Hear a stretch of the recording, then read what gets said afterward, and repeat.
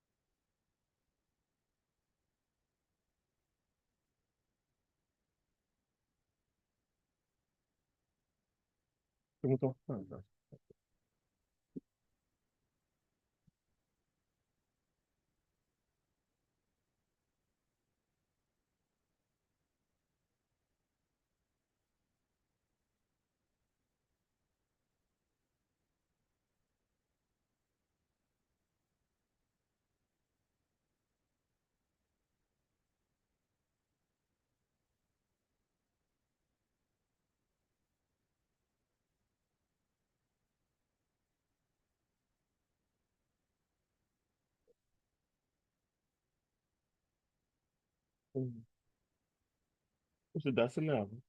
Dá sílẹ̀ sílẹ̀. Àmọ́ lèkì.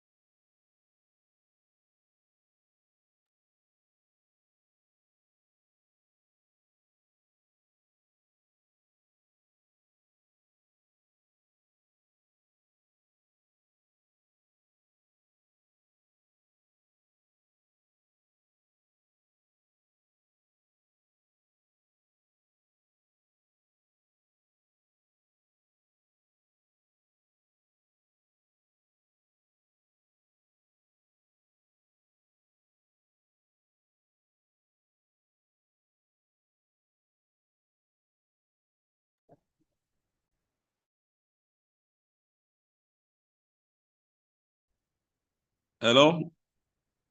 Dr. Ilami, can you hear me? Good evening, sir. Good evening, sir. Can you hear you? Okay, good. Okay, good.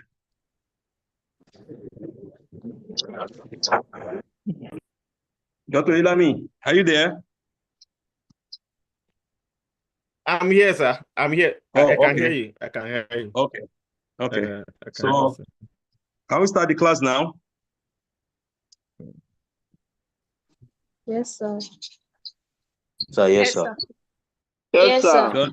But Yes, the students, yes, please mute I'm yourself. here. I'm here. Please, students should mute themselves.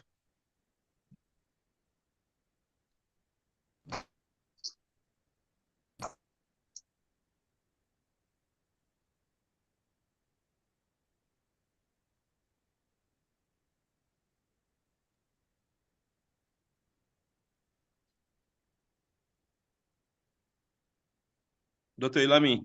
Okay, sir. Just wait for me. I'm trying to make you the host, sir. I'm coming. Okay.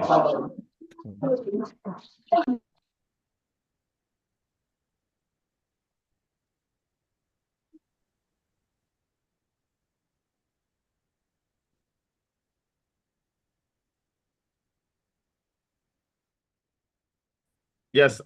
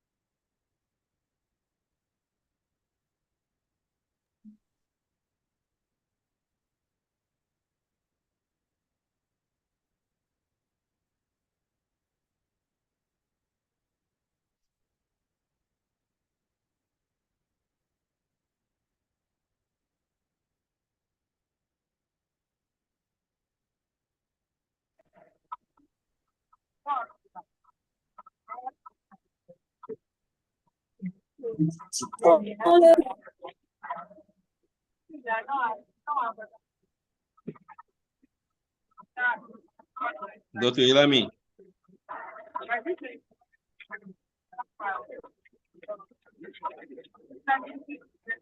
Dr. Ilami.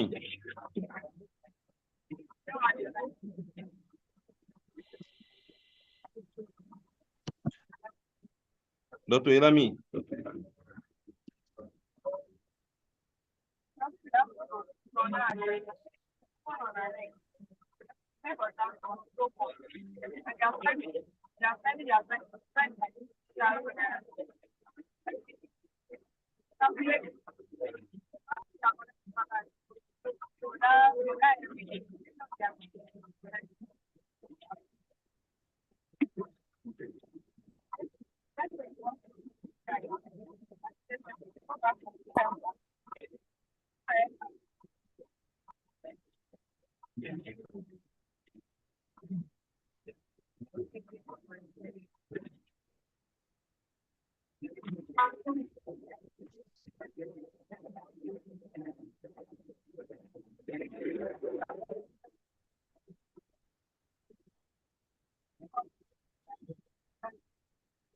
Hello.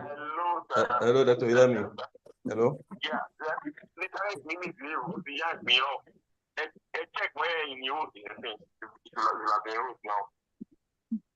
Okay.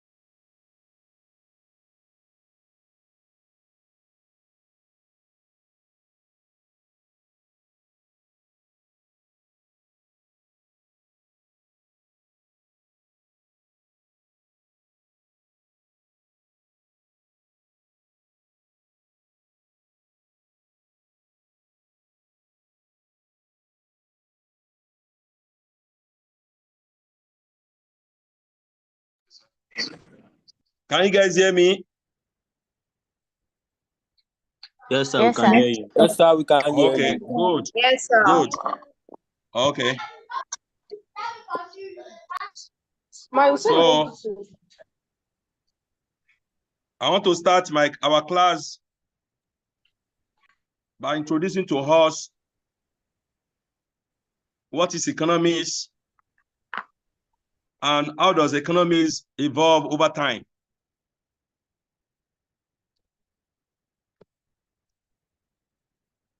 To begin with, the word economics evolve over time. That is, the study of economics actually evolve over time by taking, we're going to take a look at different definitions that has been given to the word economics by different scholars.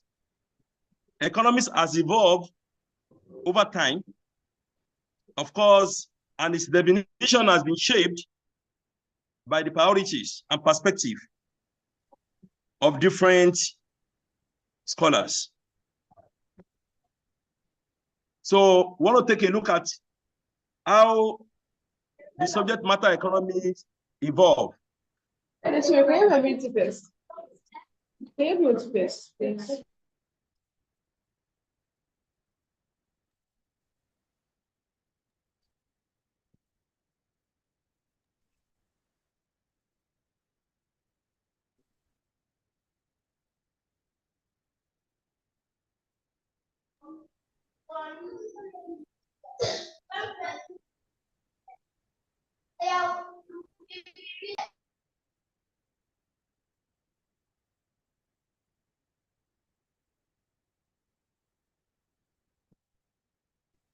Sir, we can't see your slide.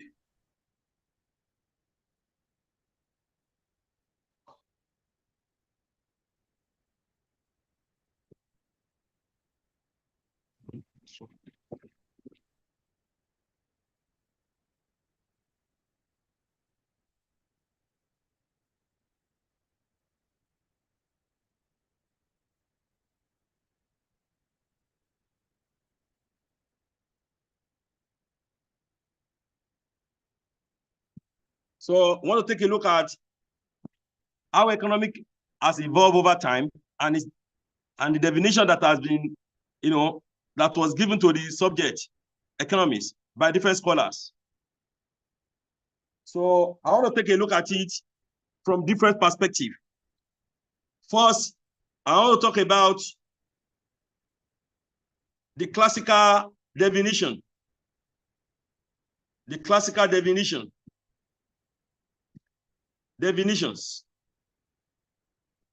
of the world economies.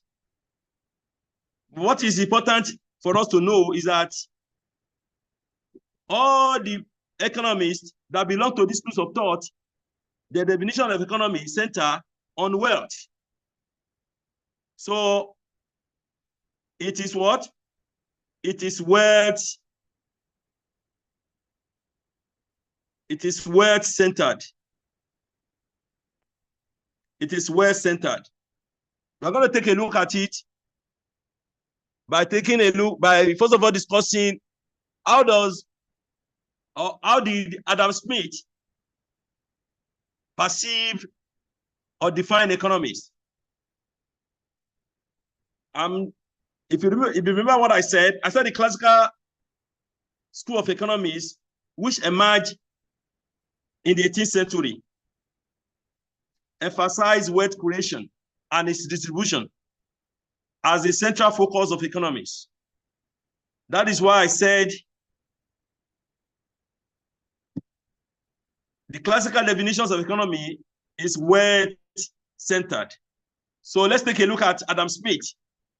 How does Adam Smith, who is the father of the classicalists, the classical schools of economics, Adam Smith, how does Adam Smith define economics? Adam Smith,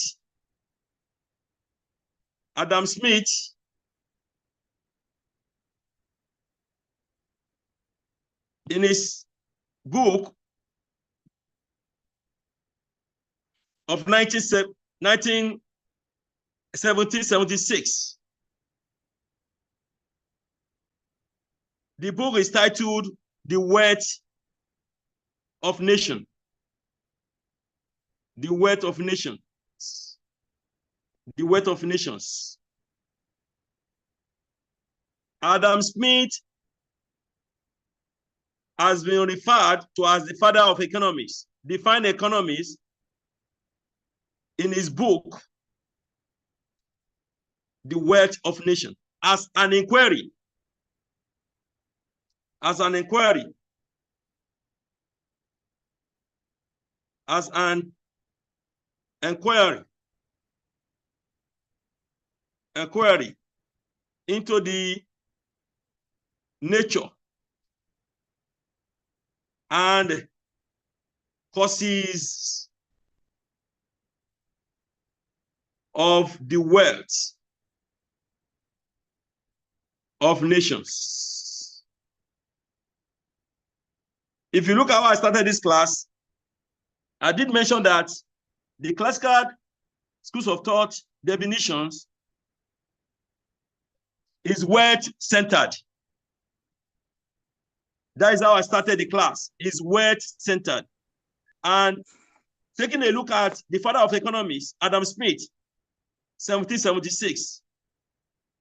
Adam Smith, in his seminal work,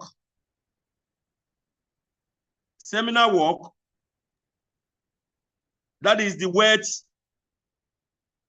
of nations. Define economics as an inquiry into the nature and the causes of the wealth of nation. If you look at the focus of his definition, he tried to understand how nations generate wealth. If you look at it, causes of the wealth of nation. Adam Smith tried to understand how nations generate wealth. Another thing that Adam Smith tried to explore is the processes of production. Processes of production, accumulation, and distribution of wealth. That is why he said an inquiry into the nature and the causes of the what? Of the wealth of nation. That means Adam Smith's definition, one, try to understand how nations generate wealth. How nations generate wealth.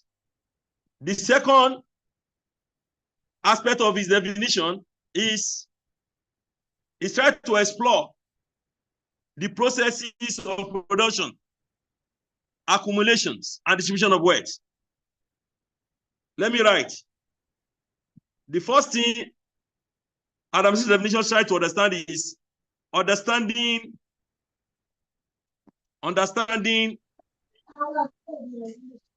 how nations generate wealth.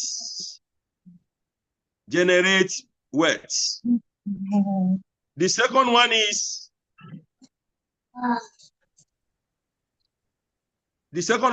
it tried to explore. Adam Smith tried to exploring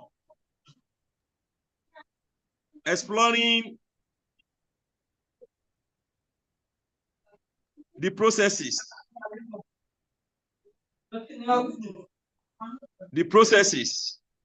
of production,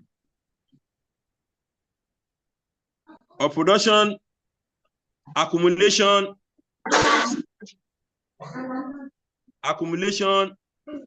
and distribution of wealth.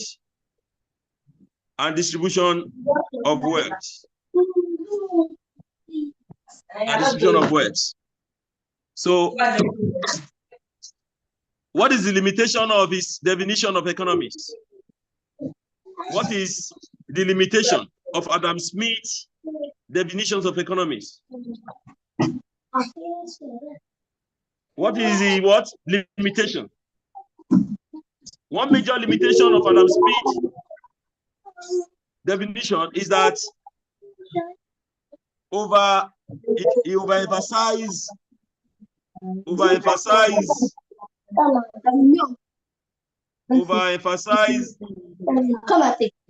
on wealth, neglecting human welfare, neglecting human welfare and societal well-being. That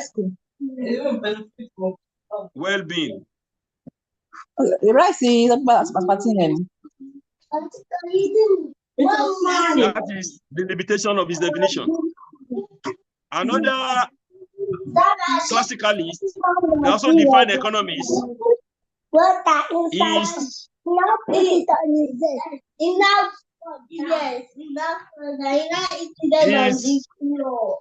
is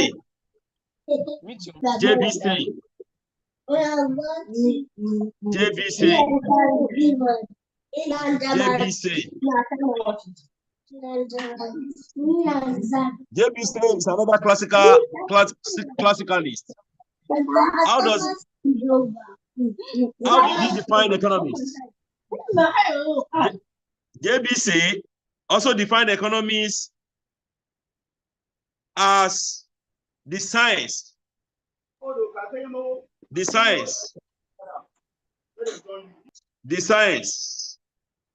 that teaches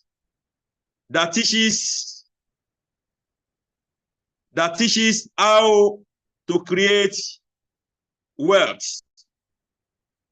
How to create wealth. How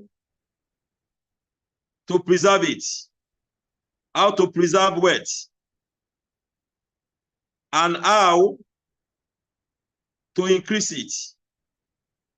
And how to increase wealth. How to increase it. That is how JBC, which is another classicalist, define economics. JBC economics is a science that teaches how to create wealth, how to preserve it, and how to increase it. If you look at the limitation of his own definition, is that it's the practical aspect of wealth management. That is the focus of his definition, sorry. His focus of his definition is practical aspect of wealth management. If you take a look at the definition, JBC define economics as a science that teaches how to create wealth, how to preserve it, and how to increase it. So you can see that the focus of his definition is practical aspect of wealth management. So what is the limitation of this classicalist, JBC? Is that it lacks focus on human welfare. It lacks focus on human welfare. That is to say, it doesn't say anything at all about human welfare. So limitation of his definition is that it lacks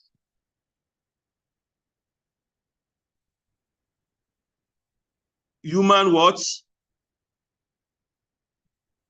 Last focus, it lacks focus.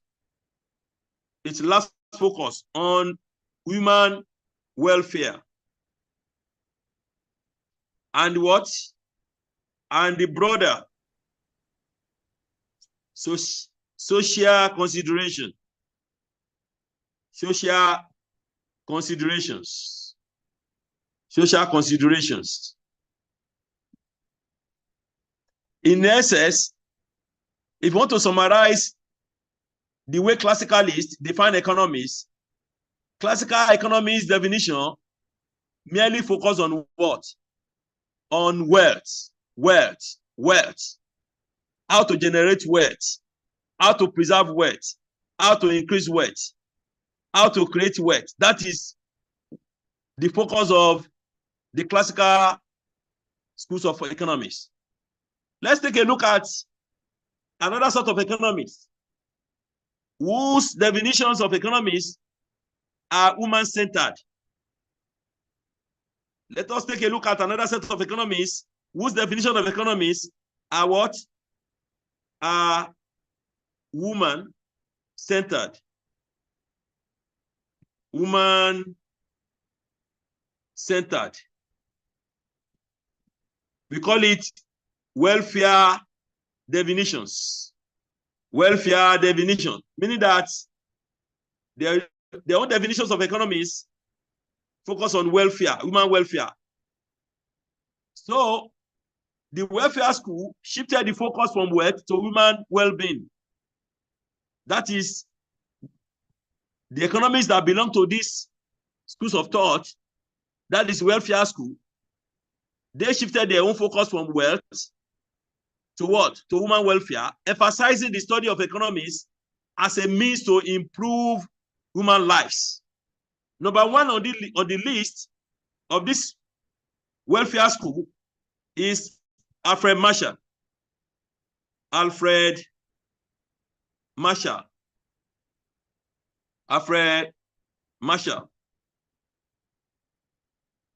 1890. How does this economist define economists? In Principle of Economics, that is his own book. In his own book, in Principles, that is his book, is titled Principles of Economics. That is the book written by this economist, Alfred Marshall, Principle of Economics. Define economics as the study of mankind, define economics as the study of mankind, a study of mankind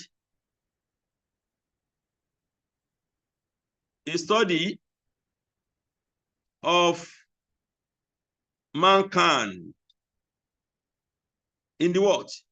In the ordinary business of life. In ordinary business of life. It doesn't stop there. This economy is equally examined. It equally examines. It examines how people earn income. How people earn income and how they use it. And how they use it. How they use it. How they use it. How people earn income and how they use it. If you look at affirmational definitions, it focuses on two aspects. On the one side, it talks about the study of wealth, and on the other side, it talks about the study of man. So the focus of Alfred Marshall is as follows. Human welfare. He focused on human welfare and the role of economics in improving the quality of life. It focused on what? Human welfare. Focus on human welfare and the role. Alfred Marshall focused on human welfare and the role of economists in improving the quality of life. Quality of life. So what is the contribution of these economists to the subject matter economics? His contribution is that the contribution of Alfred Marshall is that he brought the study of human behavior into the scope of economics. He brought the study of human behavior into the scope of economics. That was his own major contribution. That's Alfred Marshall. Key contribution is that it brought the study of what? The study of human behavior.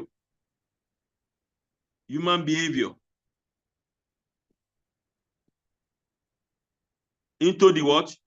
Into the scope of economics. Into the scope of economics.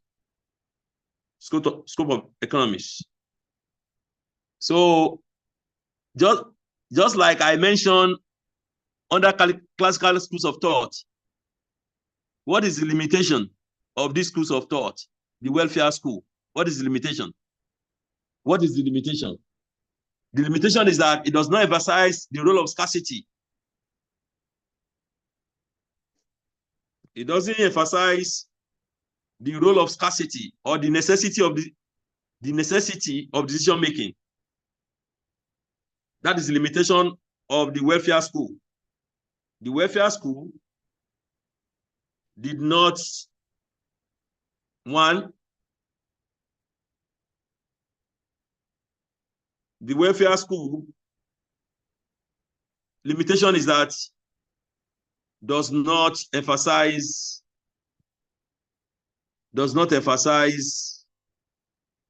the role of scarcity or the necessity of decision making.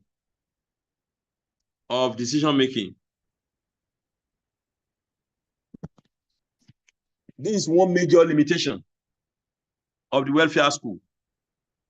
to another set of economists, the definition of economics is resource-centered.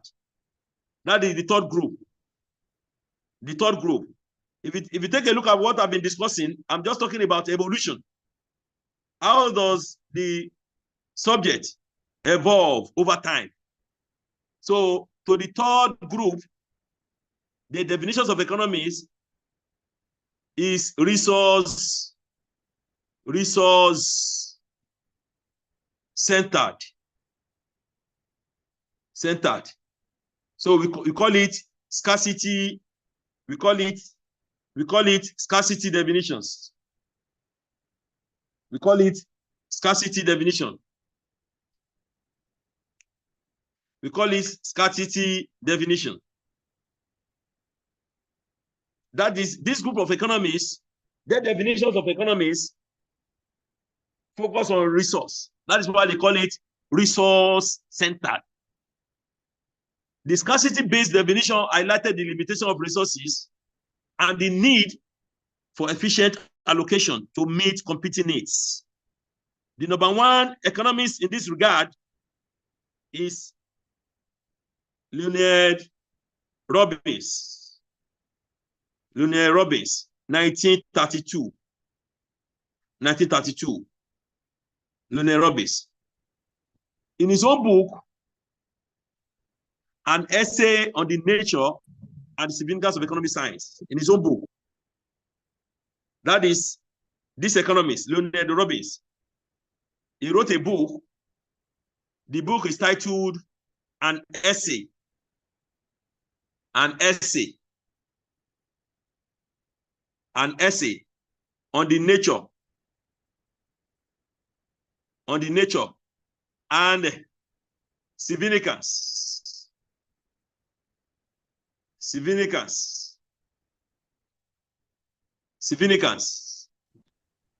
of economic science.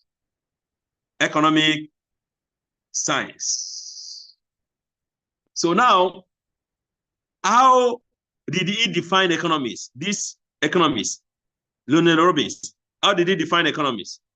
Let's now look at how this economist, a real economist, Leonard Robbins, let's see how he defined economics.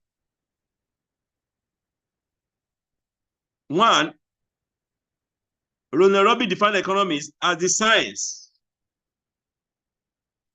science which studies human behavior,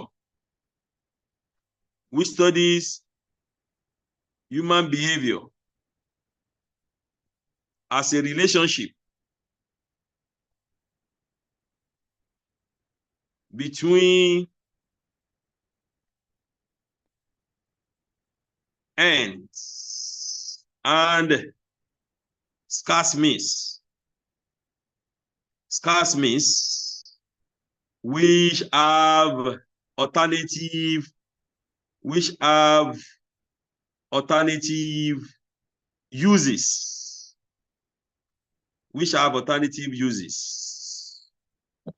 This is how Leonard Robbins defined economics. So what is the focus of his own definition? The focus of his definition, the central problem of scarcity and the necessity of choice. That is the focus of his own definition. The focus of Leonard Robbins' definition is this. The central problems. The central problem of scarcity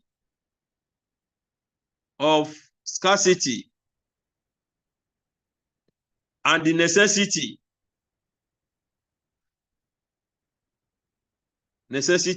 of choice. Of course, once something is scarce, there's no doubt about it. The next thing that you do is to make what? To make a choice. Another thing that is also central to his own definition is that is the opportunity cost as a critical concept in decision making. Opportunity cost. Opportunity cost. Opportunity cost as a critical concept in decision making. In decision making.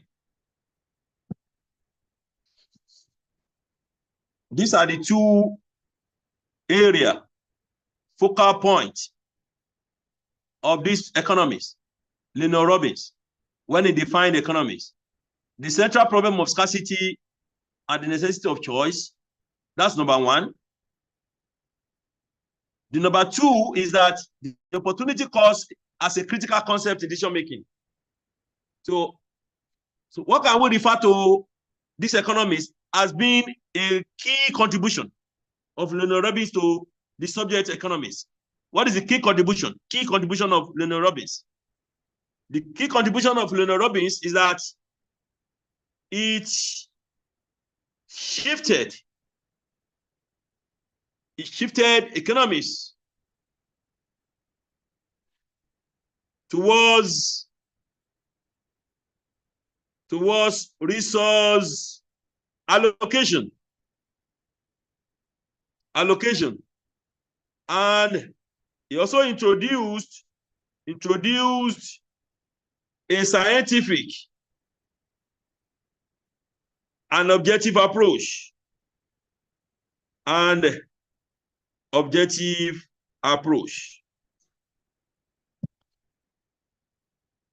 This is the key contribution of Leonard Robbins to the subject matter economy.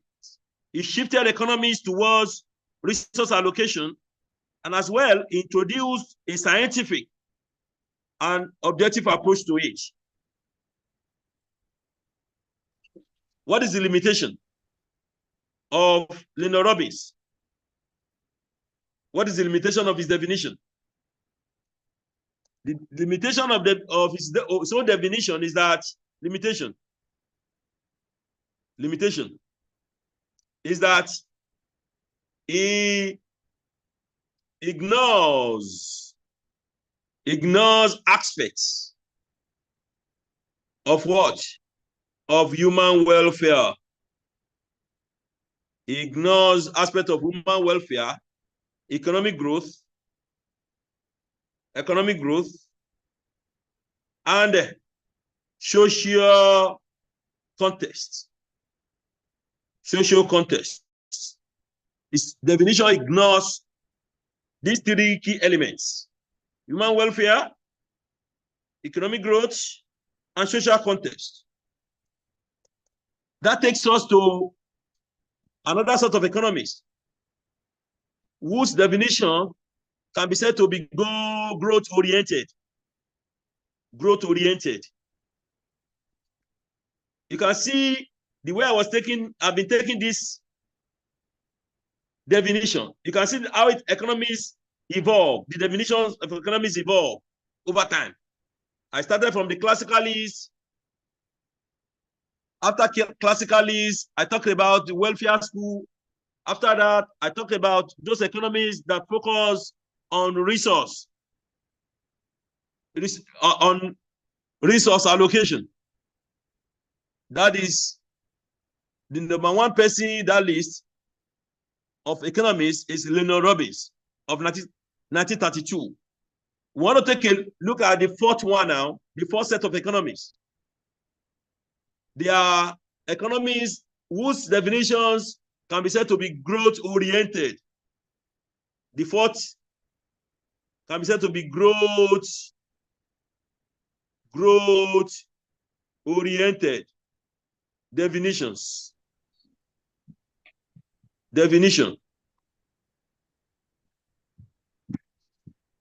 This definition emphasizes the dynamic nature of economies.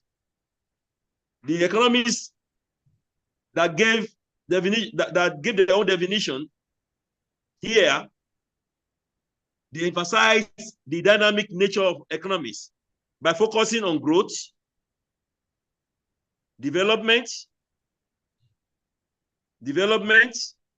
and the intertemporal allocation.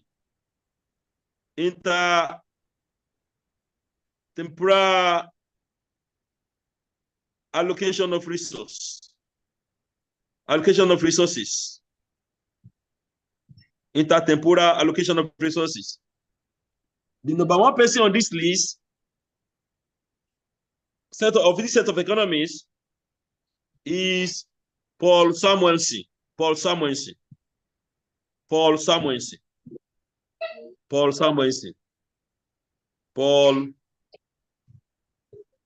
A. Samuelson.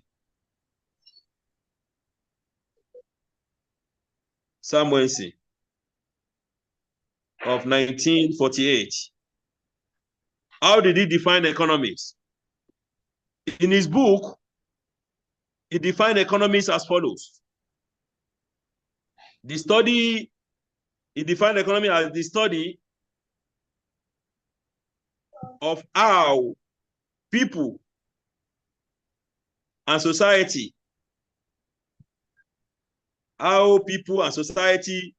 choose with or without the use of money. The use of money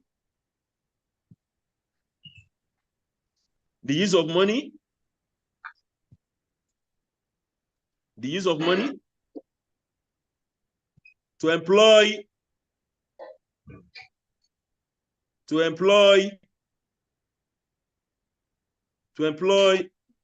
scarce productive resources,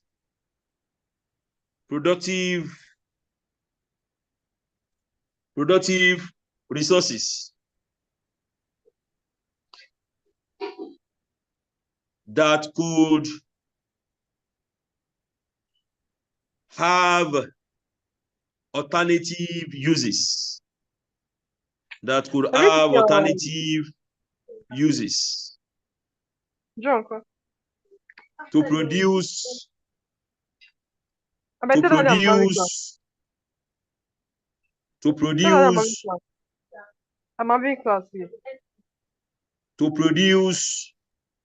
various commodities. To produce various commodities over time, and distribute them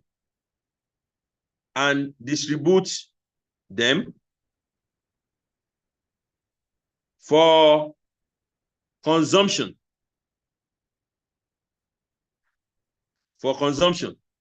now or in the future,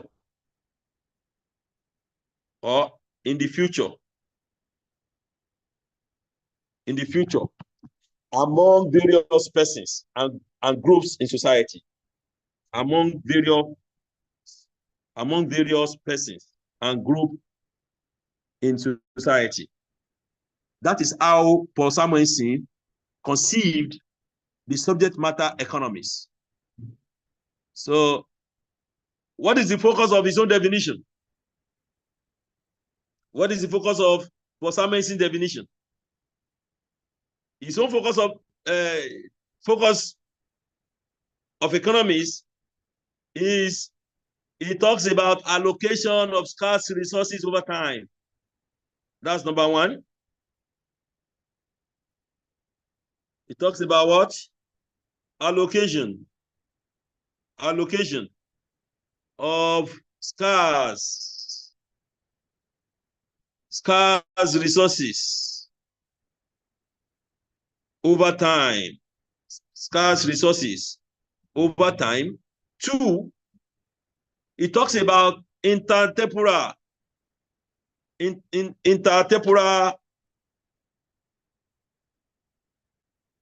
choices and resource distribution. and resource distribution. These are the central area that definition focused on. Talks about allocation of scarce resources over time. And the other one is that it also talks about what? Intertemporal choices and resource distribution.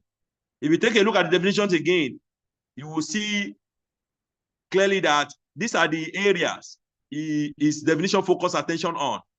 Let's take a look at it again. His definition said that the study of how people and society choose, with or without the use of money, to employ scarce productive resources that could have alternative uses. You can see that is allocation of scarce resources over time now, and to produce various commodities over time and distribute them for consumption. If you look at the second definition, the second focal area, it talks about intertemporal choices. That is intertemporal, now or in the future. Now or in the future. Resource distribution, that is distribution, of these various products that has been produced among various people in the society. Now, what can we refer to as key contribution of this definition, of Paul-Samuelson definition? What can we refer to as what? His own key contribution to knowledge in economics. One is that the key contribution of Paul-Samuelson is this: integrated concepts. Integrated concepts of what? Of scarcity, growth, and time into economic analysis. Integrated concept of scarcity, growth, and time into economic analysis. Let me also talk about another important popular economist that belongs to these schools of thought. His name is Simon Kuznets. Simon Kuznets. Simon Kuznets. Simon Kuznets. Kuznets. Simon Kuznets. Kuznets. How did he define economics? This economics define economics as the study of the ways in which man and society Sorry, sir. What about limitations for improve Samuel? Their well-being? Improve their well-being. Improve their well-being. That is his own focus. His own focus is that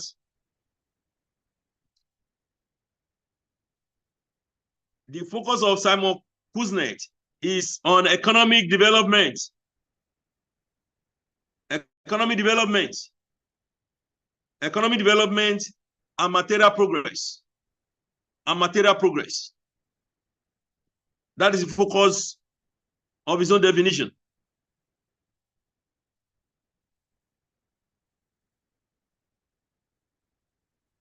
The focus of his definition is on economic development.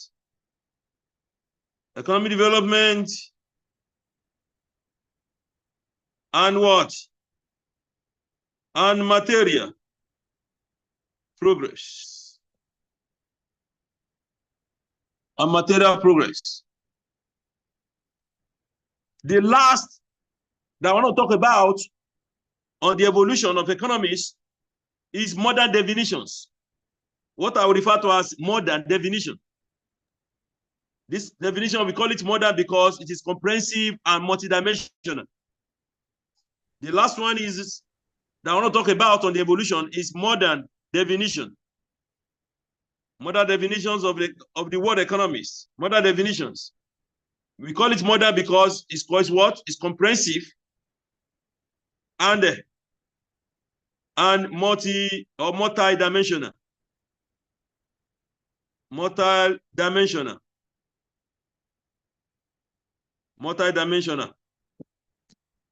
Modern economists consider economics as a broad, multidimensional field which encompassing welfare, growth, distribution, and macroeconomic stability. Encompassing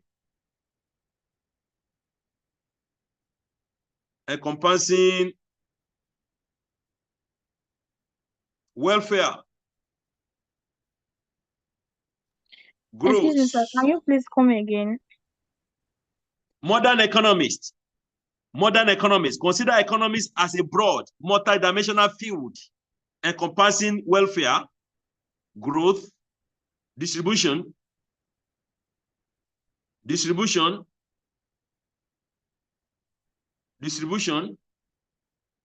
and macroeconomic stability. The first on this list of economics, the first on the list that I want to make mention of is that our own professor, Professor John Maynard Keynes. John Maynard Keynes. How did this popular of famous economist, how did he define economics? In his book, John Maynard Keynes, 1936. In his book, what's the title of his book? The General Theory. That is the title of his book. General Theory of Employment. General Theory of Employment. General Theory of Employment. Interest and money.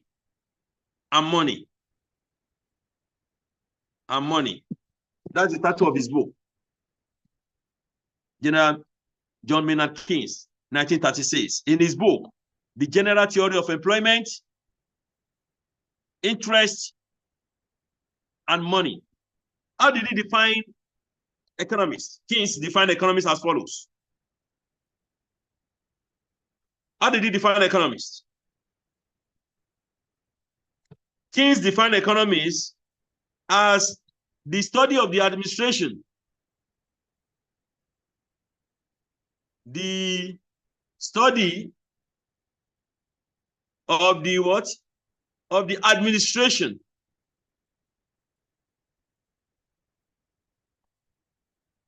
of scarce resources and the determination or the determinants of income and employment. The determinant of income and employment.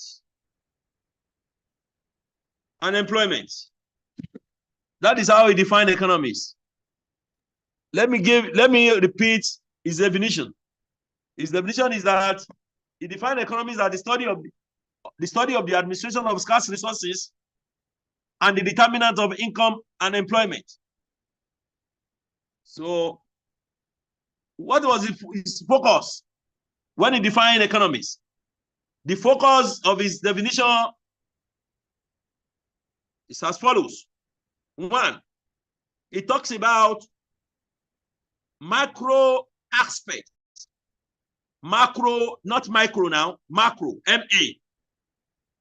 His focus of his definition is that one, macro economic aspects such as employment, income, and output. That's number one. The number two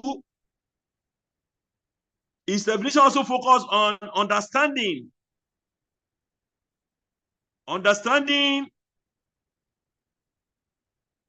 aggregate demand and its role in economic stability.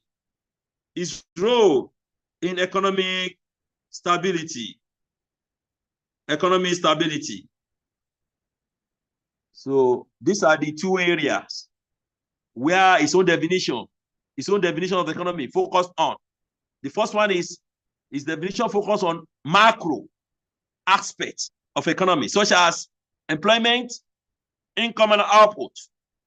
The second one is that it made us to understand aggregate demand and its role in economic stability. Another popular economies that I want to talk about under this particular school of thought is Joseph Schumpeter. Joseph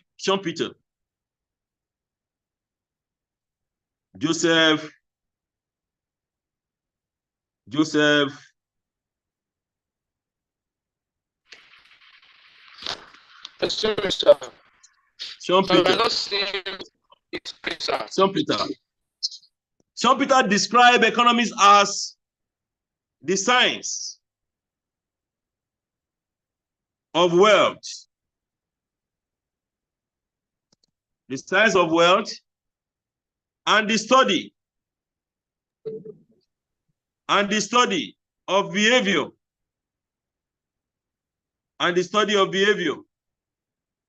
in the what? In the ordinary business of life.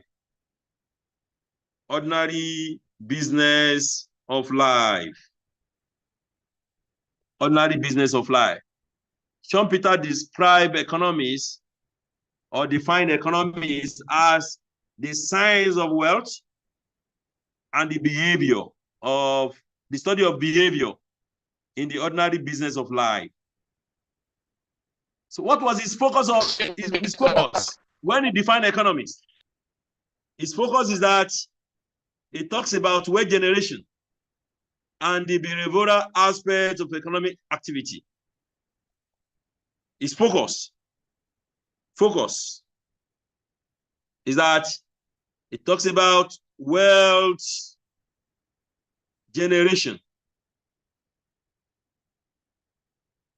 and behavioral aspects of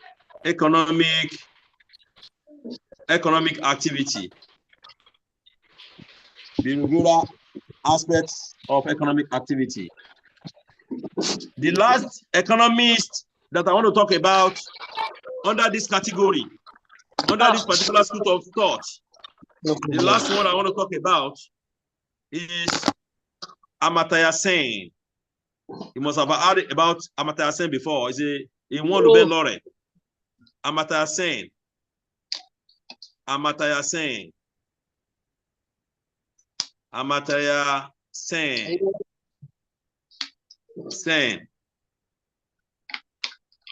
This economist, Amartya Sen.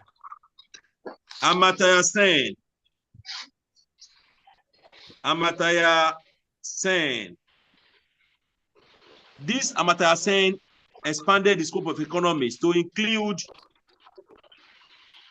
human welfare and capabilities. He expanded the scope of economics to include two things. To include human welfare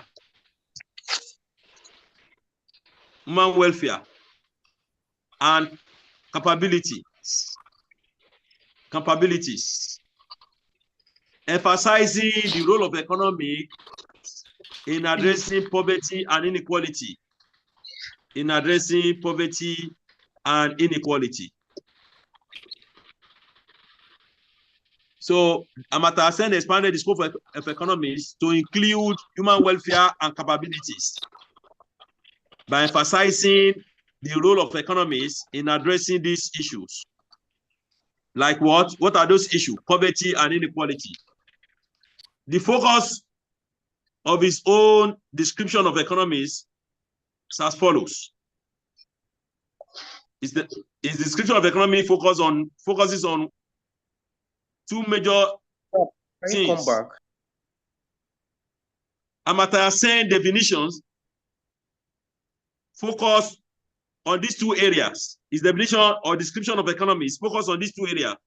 One. Excuse me, sir. Can you? Let me repeat what I've said. Amartya Sen. Excuse me. Listen carefully. Listen. Amartya Sen expanded the scope of economics to include human welfare and capabilities,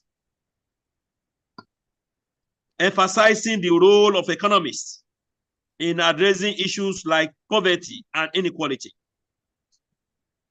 So, what was his focus? His focus are two. One, enhancing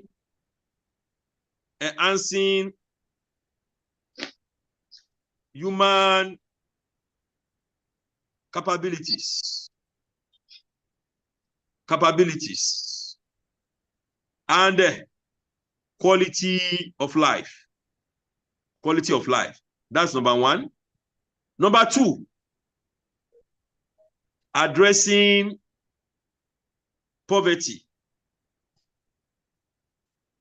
inequality, and societal well-being.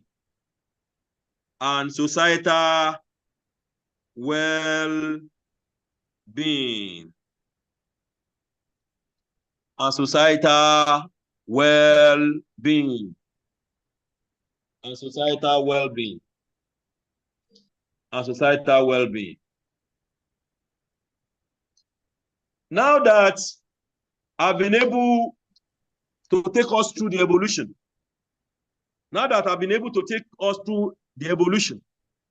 I now want to talk about nature of economic science.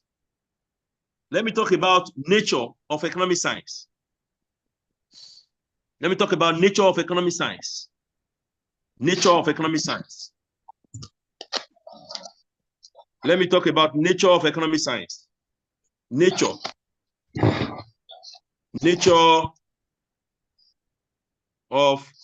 economic science.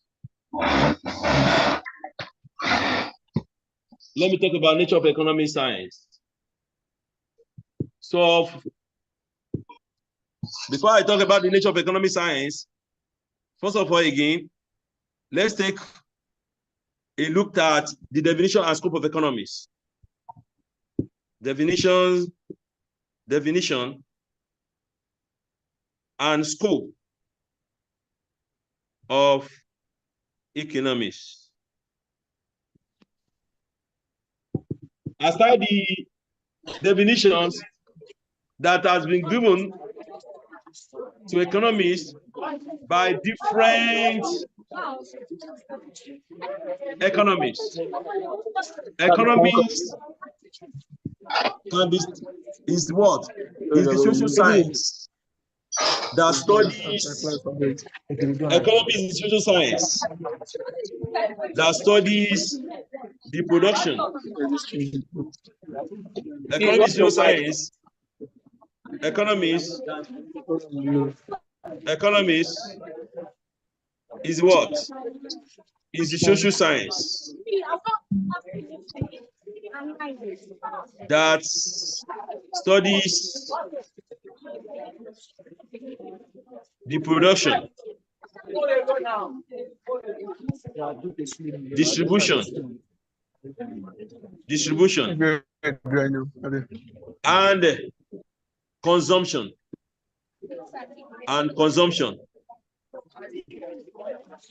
Consumption of goods and services. Consumption of goods and services. And of course, the world economist also analyzes how individual businesses, government, society make choices about allocating resources to satisfy their needs and wants. Let me repeat that again. Economists also analyzes how individuals, businesses, governments, societies make choices about allocating resources to satisfy their needs and wants. I've always said something that there is no basis for us to study economics if you have our resources in abundance. Because our resources are not in abundance, it then makes it important for us to take a look at the study of economics. So, and if we want to analyze how economic works, we need to analyze how economics affects the decisions of the basic economic agents. Who are these basic economic agents? Individuals, businesses or firms, governments. You have to take a look at how economists try to analyze how individuals, businesses, governments, society make choices about allocating resources to satisfy their needs and wants. Now, if that is clear, economies can be broadly divided into two branches. Economies can be broadly divided into two branches.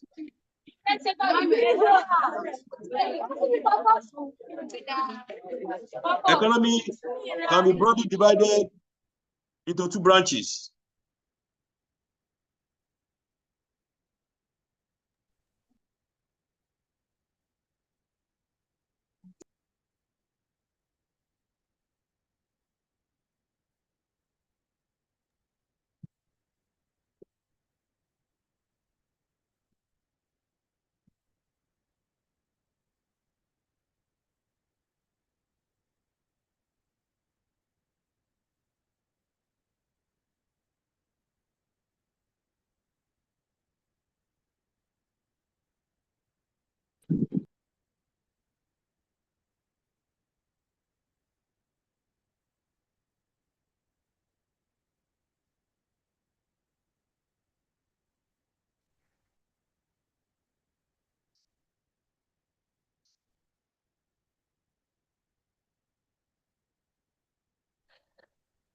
Hello, sir. We can't hear what you're saying.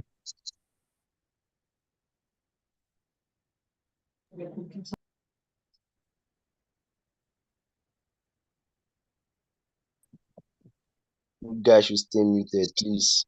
Please. Every time you drop.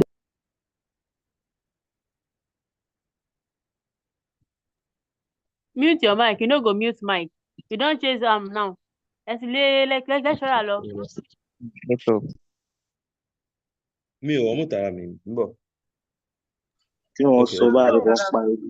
Please mute your mics. Mute your mics.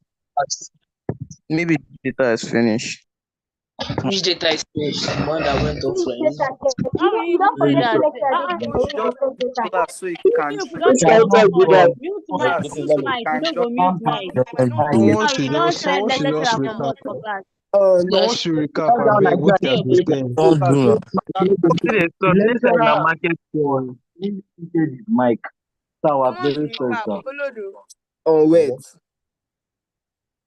Holy shit. Forces on wait. Someone should just recap what has been said, I beg. JD. You have come back. Hello.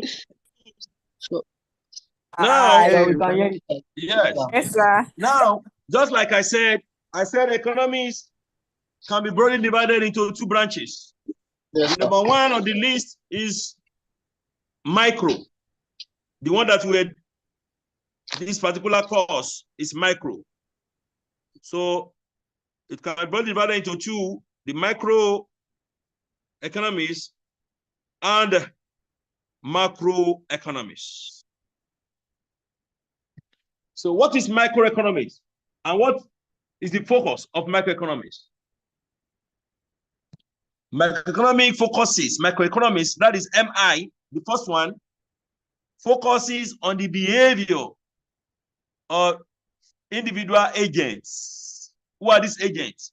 We call it economic agents. Who are these economic agents? Consumers, firms, and industry. Consumers, firms, and industry study the behavior of this individual economic agent, which I refer to as economic agents. So microeconomic focus on them. How does each of these economic agents make their economic decisions given their limited resources? To consumers, you are limited, your resources are limited. To the firms, your resources are limited. To governments, your resources Sir, please, are can also you come limited. again? So Sir, the please, area of economics that tells us something about the behavior of each of these economic agents and how they make choices is microeconomics. What about the second one? Macro. sorry, sir, we don't get the microeconomics. It studies the behavior. Micro, I'm repeating myself again. Microeconomics study the behavior of individual economic agents. And who are these economic agents? I said they are one, consumers or individuals, households. That's number one. Let me write it. Let me write it out. The economic agents. Macroeconomics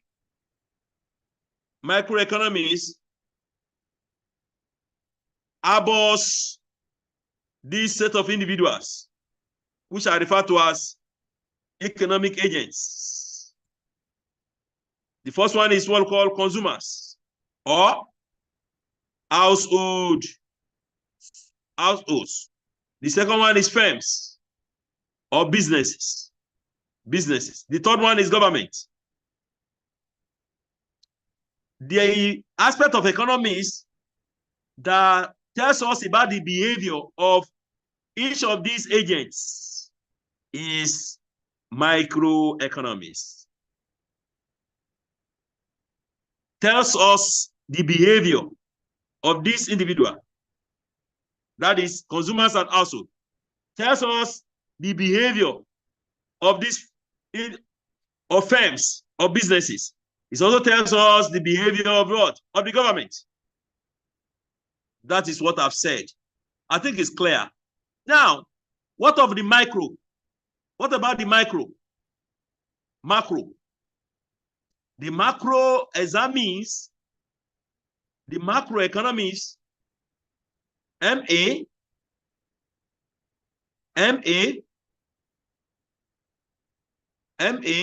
macroeconomics. This branch of economics examines the economy as a whole. Economy as a whole, including factors such as national income, inflation, unemployment,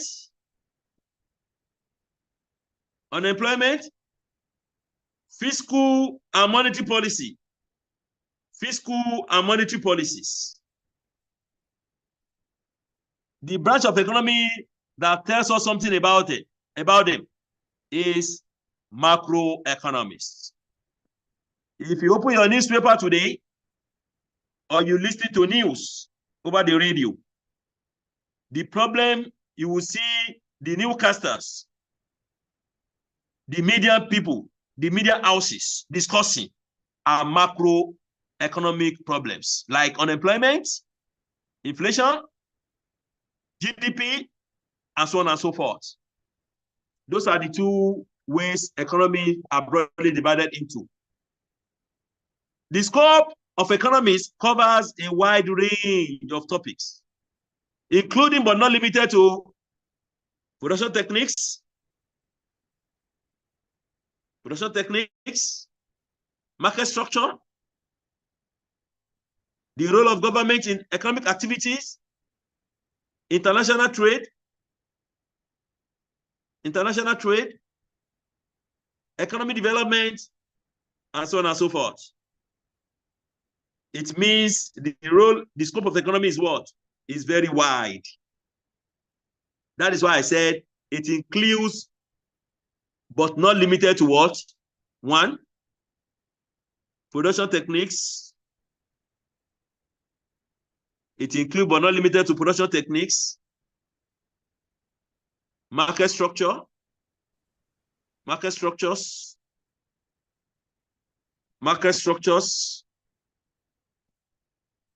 the role of government in economic activity, international trade,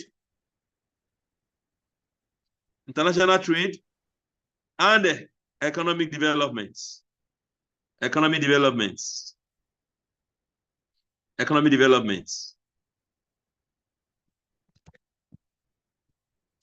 next thing I want to talk about now is basic economic problem. I want to talk about basic economic problem. Basic. Look at the word basic. That is a common economic problem. The one that we're all familiar with. We call it basic economic problem. Basic economic problem. There are two of them: scarcity and choice. These are the two basic economic problems. The fundamental economic problem is scarcity. And what do you mean by scarcity? Scarcity arises because resources such as land, labor, capital, even entrepreneur are limited. Yes. While human wants and needs are virtually what? Unlimited. That means resources are limited,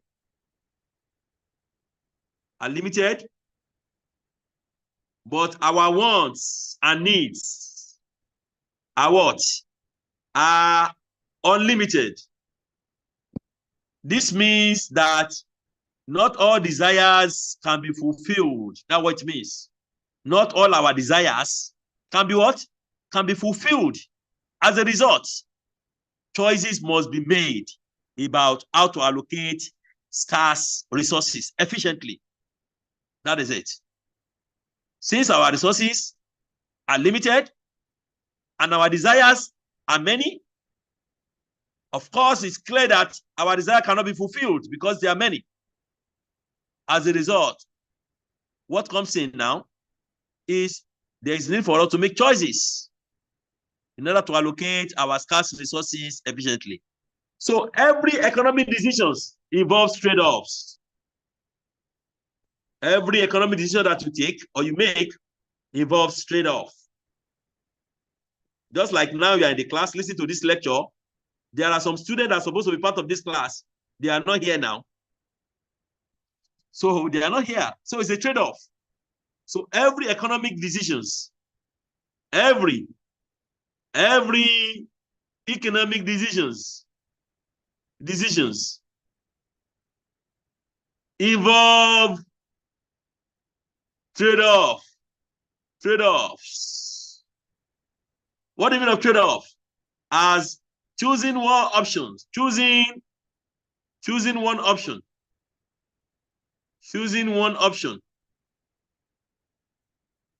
Typically means what? Foregoing another. Typically means what? Foregoing another. That is what it means. That is why I started the example the other time that there are some students that are supposed to be part of this class, but are not here presently. It then means they value other commitment which they are attending to presently to what? To this lecture that we are having. So it's a trade-off. You cannot have this lecture at the same time be attending to some other important things at the same time. You must leave one for the other. That is trade-off. So every economic decisions involves trade-off. Let me now talk about economic agents. Let me talk about economic agents. Let me talk about economic agents. Let me talk about economic agents. Let me talk about economic agents. And who are these agents? Economic agents are basically three of them. There are basically three economic agents. Economic agents. There are basically three economic agents. The first one is consumer or households. The second one is firms. The third one is the governments. These are the decision makers in the economy. Economic agents are what? They are the decision makers in the economy. These three people, they are the ones that decide, that make decisions in the economy. Let's take a look at the first one, consumer. Consumer are individuals or household that make decisions about what to buy based on their what? Based on their preferences and income. They make decisions about what to buy based on what? Preferences. And what? Income. And what do they seek to maximize? This agent seeks to maximize their what? Their utility. They seek to maximize their utility or satisfaction. They seek to maximize their utility or satisfaction. The number two, the firms. The firms are businesses. The firms are businesses that produce goods and services. And firms also aim to what? To maximize profits. And how do they do that? They aim to maximize profit by deciding on what? By deciding on what to produce. Firms.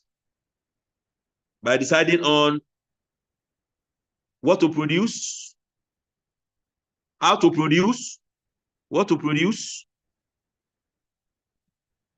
how to produce, and for whom to produce.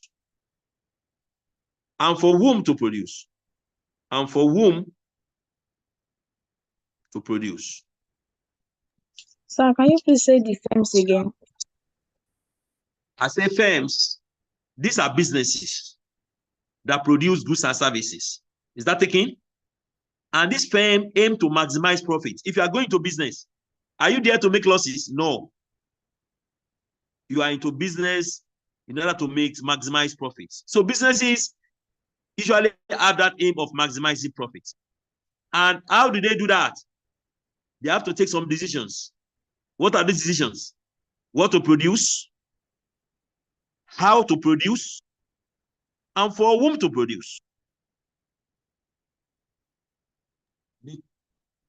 The third one is the government. The government. Government are public authorities that government are public authorities that regulate and oversee economic activity. Government Government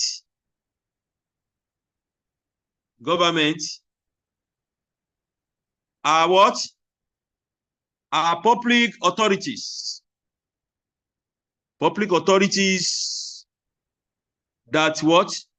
That regulates and what? And oversee economic activity. That is the function and role of government. Government provide public goods and services. We all know that. And they also what? Government provide public goods and services, redistribute wealth, regulate market, and ensure stability through fiscal and monetary policy. Let me write that out for you to know, for you to see and know.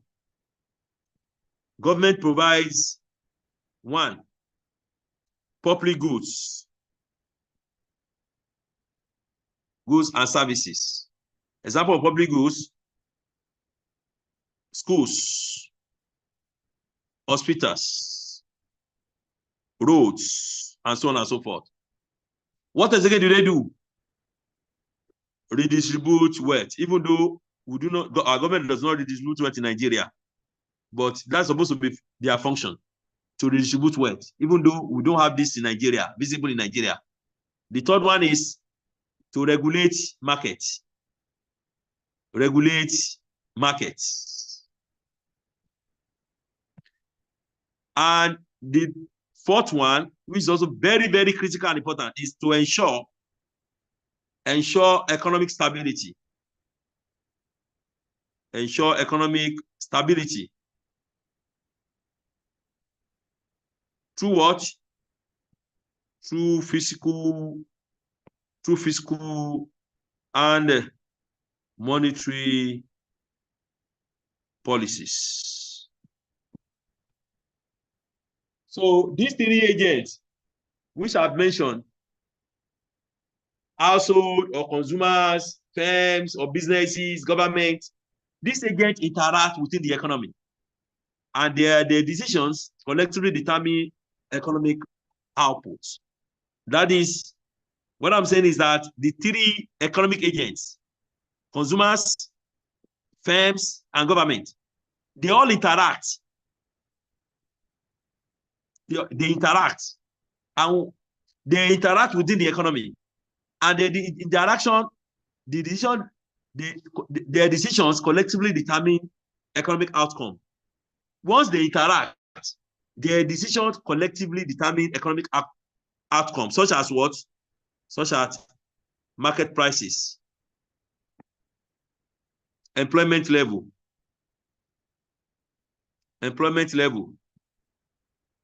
and economic growth. So this is how these agents interact. Once they interact among themselves, the outcome of their interaction leads to determination of market prices, employment levels, and what? And economic growth. Now, let me talk about another important one, which is opportunity cost and trade-off. Opportunity cost and trade-off. Opportunity cost and trade-off. Opportunity cost and trade-off. Let me talk about it. Opportunity cost and trade-off. Opportunity cost and trade-off. So what is opportunity cost? Opportunity cost is the cost of foregoing the next best alternative. The next best alternative. When what? When making a decision. When making a decision. When making a decision. It's the cost of foregoing the next best alternative when making a decision. So it reflects the benefit that could have been obtained if a different choice had been made. That's what it means. It simply reflects the benefit that could have been obtained if a different choice had been made.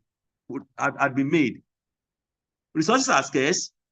Individual firms, government face trade-off because resources are scarce.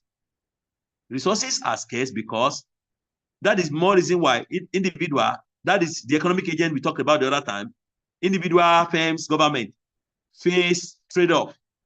And the trade-off occurs when one thing is gained at the expense of something else. That's meaning of trade-off. Trade-off means a trade-off occurs when one thing is gained at the expense of something what? Something else. If you visit your friend instead of attending this class, that means what happened? You are gaining that at the expense of something else. What is it? Something that you are losing? The lectures you ought to have listened to. You have visited your friend. That is a gain on your part. The aspect that you are losing is what? Is the lecture which you ought to have. So that is on that. Let me also give another example. If government spends money on military defense, the opportunity cost might be the inability to spend that same money on health care or education.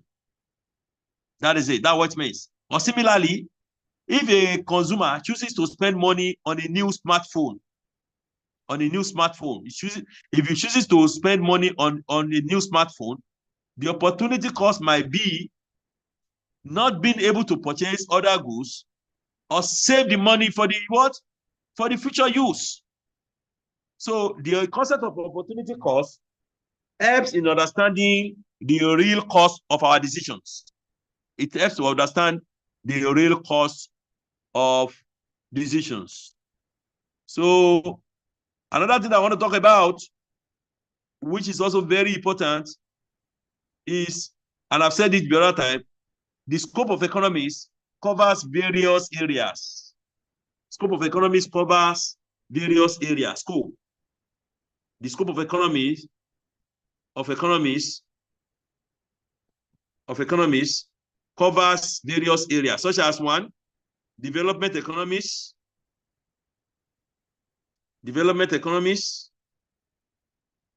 Two, environmental economics.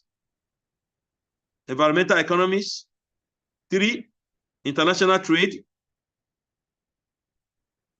International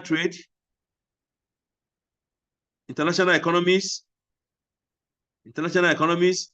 Four, public sector economics. Earth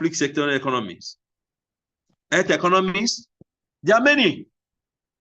So, but let's take the first one, development economy. This one focuses on how economies in developing countries grows and transition. That is the focus of development economies. It focuses on how economies in developing countries grow and transition. The second one, environmental economics.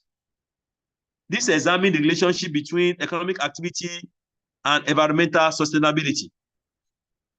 Yes, it examines the relationship between economic activity and environmental sustainability. The third one, international trade. Sir, can you please come again? Stop, please, you are too fast. Okay, let me start again from development economies.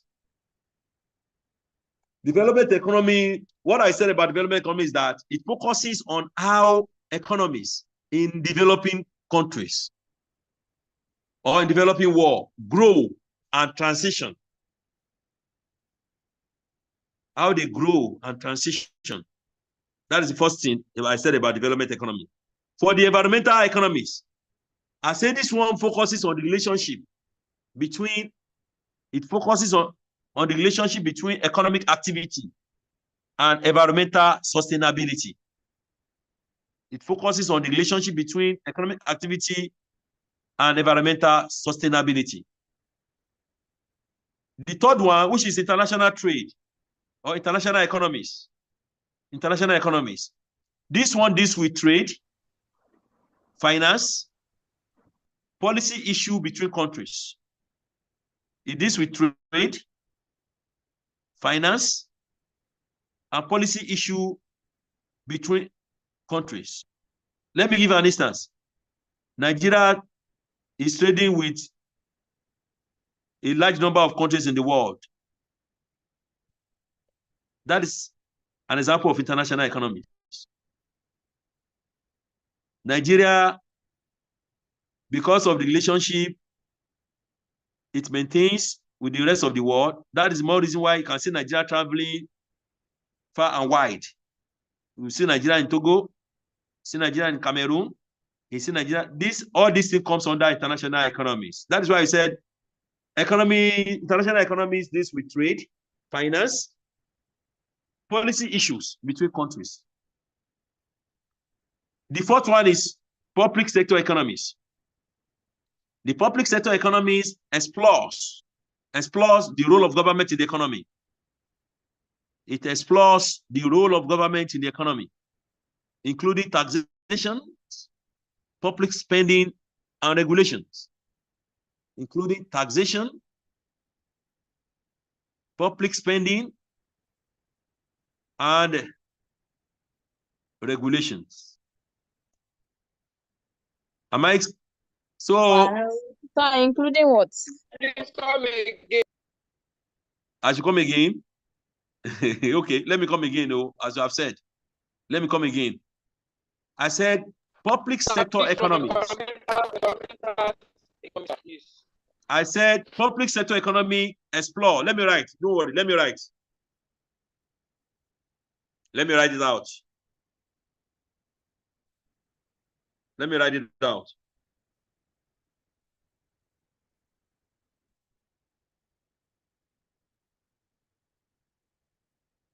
Public sector economy. Sector economies explores what? The role of government in what? In the economy. What are these roles? Government levy taxes, that is taxation. Government spending, that is public spending. Government spend on what? To build schools, hospitals, roads. We call it public spending. Another one is what? Regulation. If not for government, people can take laws into their hands. So these are the areas that public sector economy covers. It covers taxations, public spending, and regulation. So that's what I've said. Let me also talk about an important aspect before I finish my discussion on this first class. The first class is about introducing to you what economy is all about and who has contributed to the subject matter economics. And of course, I'm so happy that we've been able to discuss that at length. Now, let me talk about another interesting one, methods of economic analysis. Methods of economic analysis. Methods of economic analysis. Method of economic analysis. Let me talk about methods of economic analysis. Methods of economic analysis. There are basically two of them. The first one is what we call deductive method. Deductive method. And the second one is inductive methods. Inductive methods. Let me discuss this. Methods of economic analysis. If you want to analyze issues in economics, economics can employ or can engage two different methods. The first one is what we call deduction. The second one is called induction. That is what is referred to as deductive methods and what? Inductive methods. Now, economists employ various methods to analyze and understand economic phenomena. And these methods help in formulating theories, testing hypotheses, and solving practical problems. Economic employ various methods to analyze and understand economic phenomena. And these methods helps in formulating theories, testing hypotheses, and solving practical problems. So the first that we want to discuss now under that is what we call deductive method. Another name for deductive method is what we call abstract or theoretical method. Let me write. Another name for deductive is abstract or theoretical method. Another name for deductive method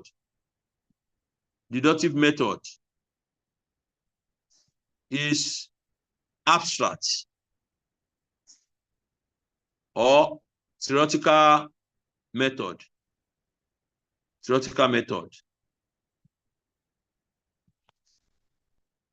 So now, let me tell you what you have to know with deductive method. When you talk about deductive, look at what? Abstract or theoretical method. So this method starts with general principle or assumption and derives specific conclusion through logical reasoning. Let me write. This method starts with what? Starts with general principle. This method starts with general principles or assumptions and derive what? And derive specific conclusion and derive specific conclusions through what? Through logical reasoning. Let me give an example. Of that. Example, from the law of demand, that says, as price decreases, demand increases. So economists deduce how price changes influence consumer behavior. That is it. Economists what? Deduce how price changes influence consumer behavior. So the strength of this method is that it's logical, systematic, and applicable to a wide range of situations. That is the strength of this particular method. The strength of this method is that it is logical, systematic, and applicable to a wide range of situations. The strength of it is that the strength of deductive method is that it's logical, systematic, and what? And applicable to a wide range of situations.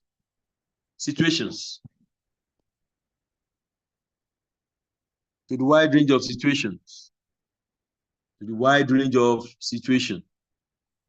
To the wide range of situations. To the wide range of situations. So let me now mention the limitation of these methods. The limitation of this method is this, of deductive methods, is that it relies heavily, limitations.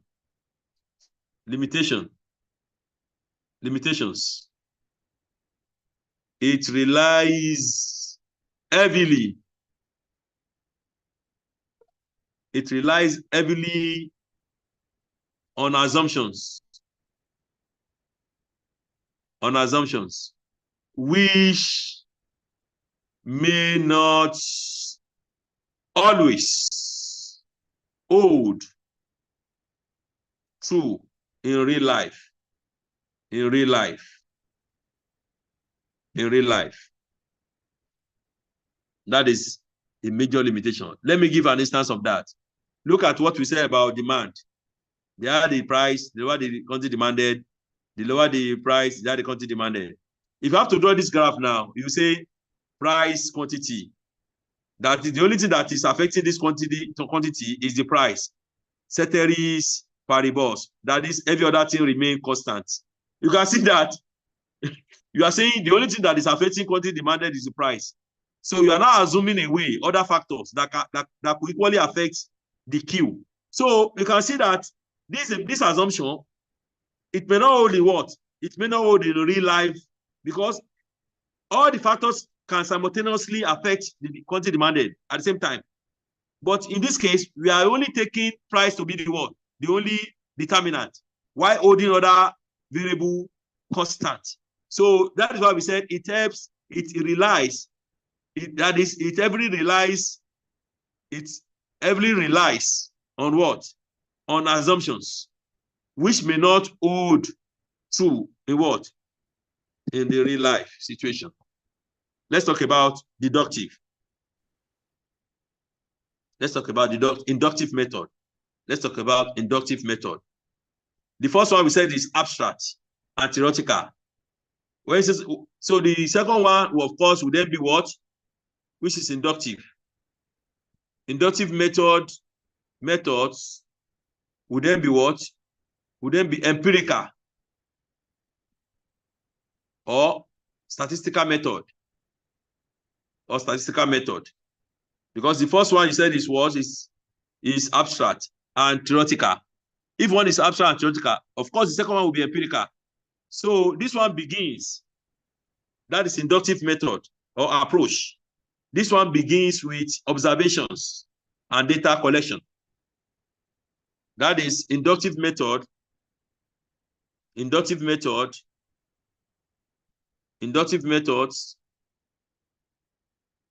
begins with what? Begins with observation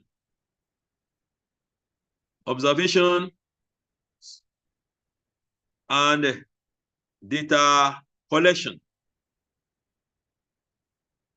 and then develop what?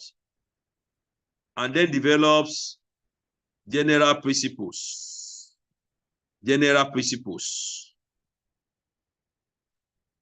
or theories. If you look at the first one, which is deductive, that will start with what? With general principle and develop what? Specific theories, and draw specific conclusion. That is what I said. But if you look at the second one now, that one starts with what? With observation and data collection and develop general principle or theory. Example. Let me give an example. Example is when you analyze historical data to understand the relationship between investment and economic growth. When you analyze historical data to understand the relationship between investment and economic growth. That is an example of inductive method. And what are the strengths of this method? It is based on real world evidence. So making it more practical and reliable. It's based on what? Real world evidence. The other one is based on theory. But this one is based on what? Real world evidence. So making it more practical and reliable. So what is the limitation of this method? The limitation of this method is that it's time consuming. Why? Because you need to collect data collection. You need to collect data, you need to analyze the data. So it's time consuming. And it may lead to what? Inconclusive result if data is insufficient or the data is flawed. Limitation of that method. Limitation of that method is that time consuming and may lead to what? To inconclusive inconclusive results. If data is insufficient or flawed. If data is insufficient or flawed.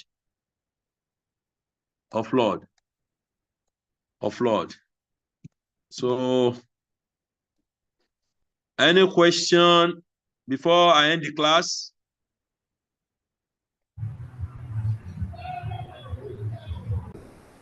No, sir. No, Any sir. No question? question. Sir, I have Any a question? question. I have a Good question. evening. I have a request, sir. Please, sir, can you Sir, I have a Sir, can you send question. the PDF? sir, PDF, please, I I have beg. a request. Can you come over on environmental economics? I didn't get that part. Environmental and international economics. Sir, the strength of Yeah, inductive method. PDF for the course, sir. PDF, Do you PDF, know I what I'm? beg. Hello, class. Hello, class. Yes, sir. Do you know what I'm going to? Do you know what I'm going to do for you? Yes, sir. No, sir. I'm going to give you this note. That Yes, is the sir. note I Thank you, sir. prepared. Thank you, sir. I prepared the note myself, and I'll make it available you, to your sir. course rep. Is that taken? God Very bless. Thank you, sir. thank you, sir. I'll make it available to your course rep. So don't need to bother Thank you, sir. about me coming back or going back. Is that taken? Very, Thank you. very Yes, sir. thank Thank Uh-huh. you, sir. So Thank don't you allow very me One to. much, more question. sir. Thank you. One of the Let best. me also before we round up, please. I just remember that I've not mentioned something that is also important. Let me talk. Hello, don't bye. Hello, listen carefully, please. Let me quickly mention positive and normative economics before we finish end the class.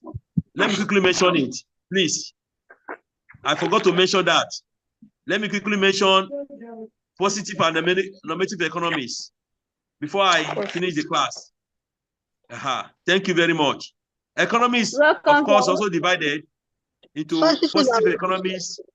Economics is also divided into positive economics and normative economics. Economics is also divided into positive and normative economics. So now these two economies, which is positive and normative, reflect two different approaches to studying and discussing economic issues. If you want to discuss economic issue, you can either adopt positive approach or you can adopt what? You can adopt normative approach. So what is positive economics? What is positive economics? What is positive economics? Positive economics deals with facts. Positive economics deals with facts. Data, and objective analysis.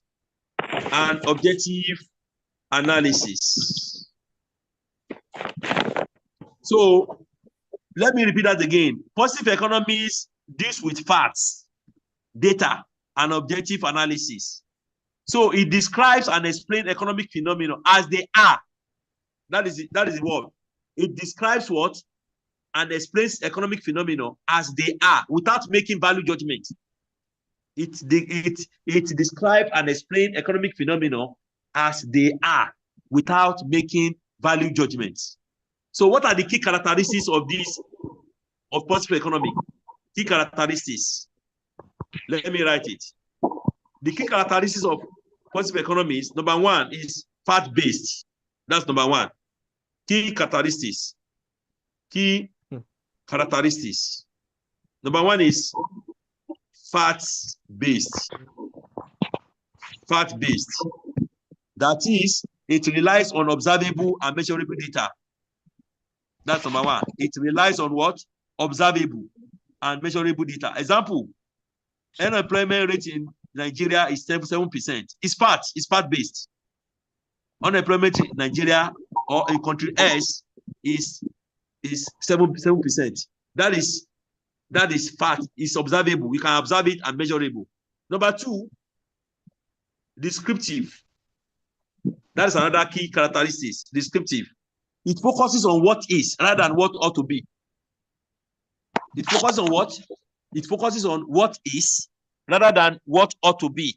So example, if the price of gasoline increases or price of fuel increases, as in we are facing in Nigeria, the demand for electricity vehicle will rise because people will no longer use car that uses gasoline. People start demanding for electric vehicle. So you can see that it focuses on what is right and what to be. The number 3 is that it's objective and testable. Objective and testable.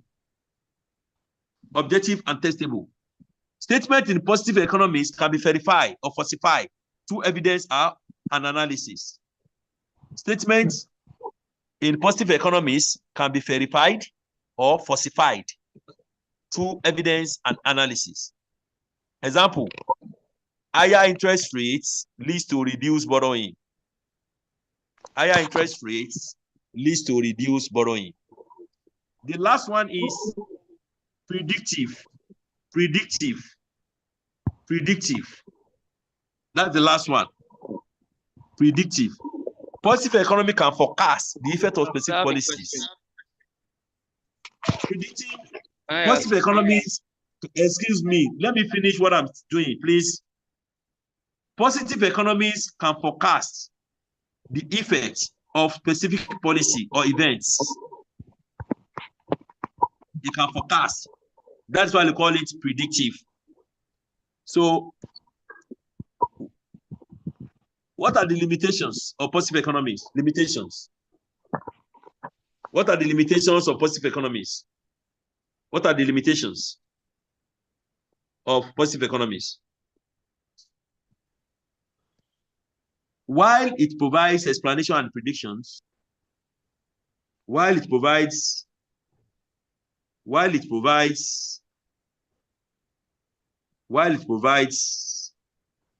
explanations and predictions, it does not address whether outcomes are desirable or ethical. That's it. That's the limitation. It doesn't address whether outcomes are desirable or ethical. Let me give an example of that. Positive economy can explain the impact of reducing taxes, but it doesn't comment on whether it is fair or just. It does not comment whether it is fair or just. That is why we said it can provide explanation and prediction, but it doesn't address whether outcomes are desirable or ethical. The second one is normative economies. Normative economies. Normative economies. Normative economies. Normative economies. Normative economies. Economies. Normative economies deals with value, judgment, and opinion. Deals with value, judgment. Value, judgment. And what? An opinion. It focuses on what the economy ought to be or should do. It focuses on what the economy ought to be or should do and reflects ethical perspective and societal goal. And it reflects ethical perspective. It reflects ethical perspectives and what? And societal goal. And societal goal. So what are the key characteristics of normative economies? What are the key characteristics? What are the key characteristics? What are the key characteristics of normative economies? 1, value-based. Value-based. That is, it incorporates personal or societal preferences and values. That is one. It incorporates personal or societal preferences and value. Example, government should provide free health care for all citizens. Should, you can see, government should provide. That is value now. To provide all free health care for all citizens. It doesn't even care whether government actually have the resources to do that or not. But government should provide. That is, it incorporates personal or what? Societal preferences and value. 2, prescriptive.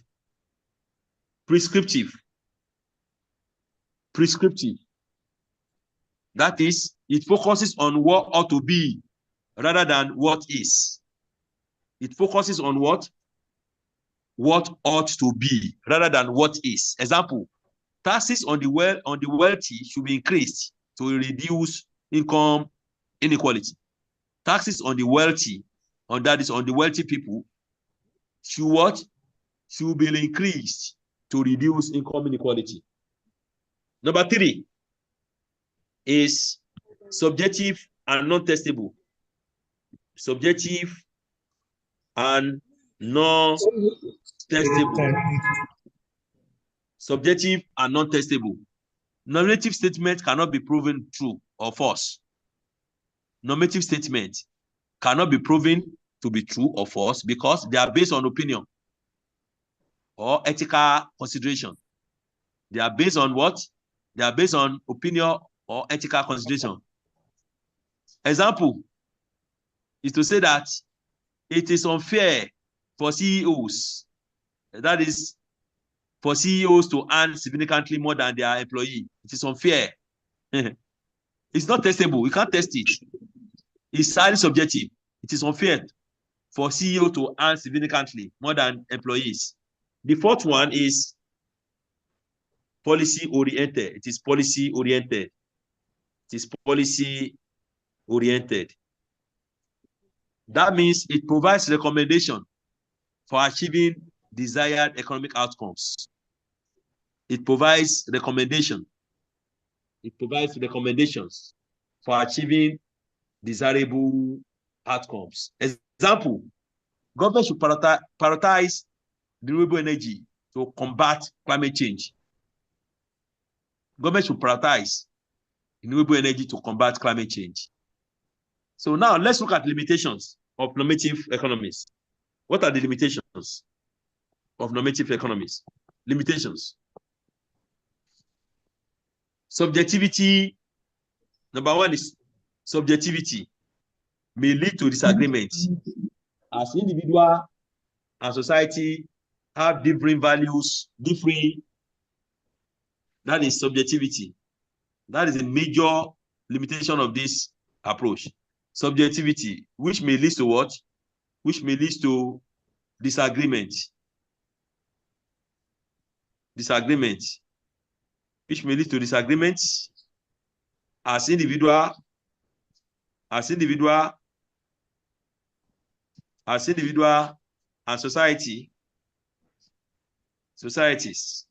have what? Have different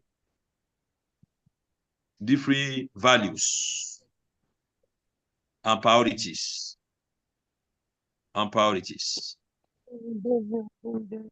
Example, some may argue for free trade for moral good, while others prioritize protecting domestic industry. That is it. Some may say, we want free trade. And other people may say, no, let us protect domestic industry. So that is on positive and normative economies. Have I spoken well? Yes, sir. Yes, sir. I have a question. Yes, sir. Ask. Yes, ask. Yes, sir. Yes, sir. Very explicit, sir. Thank you, sir. It's chapter 5 already. But ask. It's supposed to be 3 to 5. Yes, I'm listening.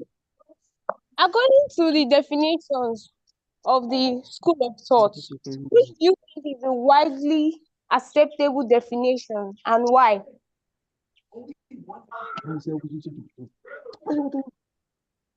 Yes, what did you say? I said, according to the definitions of economics in the school of thought, which do you think is widely acceptable definition of economics and why? See, that is more reason why I took you through this evolution. You don't say there's nothing like acceptable, which is on your undergraduate, your secondary school days. You talk about acceptable. There's nothing like acceptable. That is why I talk about evolution. You can see that the one that you normally say is acceptable is that of Leonard Robbins. Is that not? It is. So at this level, you don't have that. Don't put your mind in that kind of definition that what's acceptable. There's nothing like acceptable. Is that taken now? Because if you look at Lord Robbins' definition, it doesn't capture everything that's needed to be captured. Is that taken? Yes, sir. Because its own definition is resource centered. Scarcity. Hello. Hello. So I'm listening. Its own definition is what? Is resource centered. And if you take a look at what you have said, we talk about growth centered, we talk about compressiveness and multidimensional. Is that not? It is. So its own definition does not capture every aspect of life. That is why you cannot say it's most generally acceptable definition. Is that taken? Good. Yes. Any other question? So I have a question. Yes, ask. You said normative is based on what ought to be. You said normative economics is about what ought to be. And you said positive is about what is. But you also said the characteristics of positive that it is predictive. So if you say predictive, that means it has to be what ought to be. So sir, please explain. Let me mention that I said something about, are you listening to me? Yes, sir. I said something about, what's it called? Positive economy. I talked about objectivity. I say it's objective because it is testable. Is that taken? So now, yes, sir. Now it's testable. For instance, if you say they are the price, they are the quantity demanded. Is that not? Are you listening to me? Yes, sir. If you say they are the price, they are the quantity demanded. If you look at that statement, the statement can be tested. How do you test it? If you collect data on samples of consumers, and once you collect the data, maybe through questionnaire, you ask some question through questionnaire, you give it out to people to fill. Once they fill that question, you can analyze the responses of the people to know whether there's a reduction in the price, the quantity demanded of the good tends to increase. The same way you did that analysis, you can also predict, you can also make projection. See, assuming government wants to increase tax, government increases tax, or let me say government. Let's say you have a time series data. Time series means you have data from 1970 up to 2025. You can use that data to project into what? To the future. That in the next 5 years, what is going to happen? This thing that you are doing is positive economy. You can't use normative economics to answer that kind of question. So it's projection. So we can use positive economics to project, to tell us, because based on what we've known about the previous experiences, you can use previous experiences to project into the what? Into the future, that this is what is going to happen in the future. If the price of the goods, whenever there's a fall in the price of the product, people usually demand more of that product. Now, you can use historical data. That's what we call historical data. The data that you have from 1970 to 2025, and use it to project into 2030. You can only do this through positive economy. That's why I said it's being used for what? Predictive. So it's positive economy that can only do that. Is that taking? The second one is prescriptive, not predictive. The second one, which is normative, that one is what? Prescriptive, prescribed.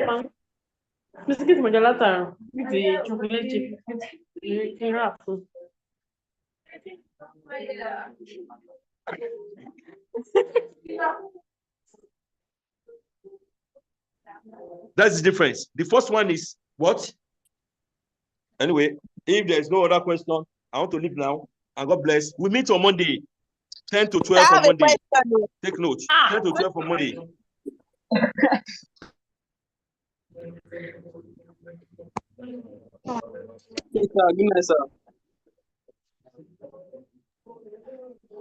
Thank you, sir. Good night, sir. Thank you, sir. For person who don't live, not too good, sir. Please, sir, don't forget the note. Thank you, sir. Thank you very much, sir. Thank you, sir. Really blessed us well. Thank you, sir. Really enjoyed the teaching.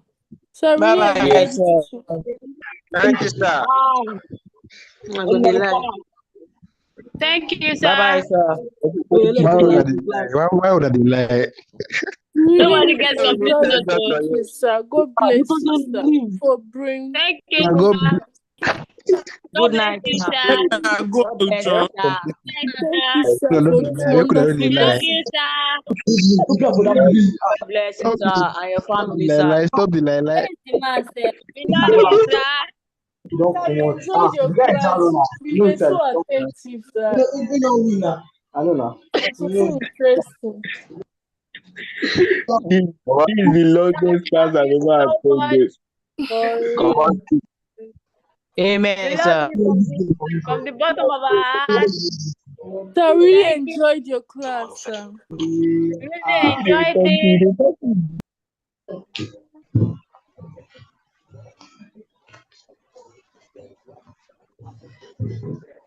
Good.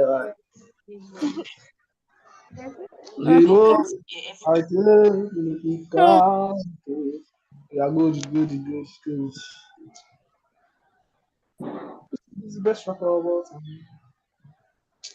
I come up from this class. Bye, guys. Amen, sir. Bye, guys. Bye. Bye, See you guys guys. later. We'll talk on the group. Which group? Which group? Sure, you don't get group. None of them don't get group. The name of the group. Which group? Any group, public admin, political science, anyone. Which this thing are you? Which Pub department? admin. Pub admin, no. Okay. Once in a while. Well, guys, bye-bye. We'll talk later. Bye. See ya. Bye. Bye. Bye. Bye. Start with this one Make all now. of una go shop, oh. You say what? Make all of una go shop. You don't get money. You don't get money. Few sponsors. Oh, okay. You don't get money. Thank God, say me I get money shop. Oh God, I thank you. Can you say something? This guy talk. No, now you don't say you don't get money now. Wait till now you talk now. Can you share some business? One shiver. Don't care. See, I want to shop. Baby, I'm coming. I want to eat. You want to eat? Do you want to join me? God. Yes, now What do don't you say want to love eat? your Say brothers. someone I want to eat Indomie. Indomie with egg. Oh, good. Why? I say you want shop. Check I inside want there. you. Check inside there. Screenshot, Location. Put one document down. Hold it down. Check inside I there. will say, No. Until young rich. Oh, yeah. You're going to I'm going to pass here that. Pass here by No, just delivery. one. That's share. See that Yeah, I thing see the of food. that thing of share. That's forward. The food. Oh yeah, DM. If you get my number. I said it's looking. I don't get your No, number. that's symbol Oh of yeah, share. make I chat. Yeah, that one. Give you guys my number. You put My on number. Bluetooth. This my WhatsApp number. If you like, I come. Make I chat. No, it's not around. It's not around. Yeah, I don't send them. I don't send them. You don't see them. Okay, I your son there. Yes.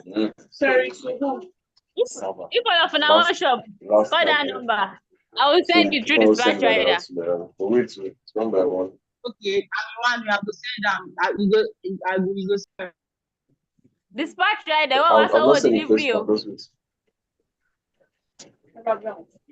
Okay, now. Well, I'll go to before you. Bye bye.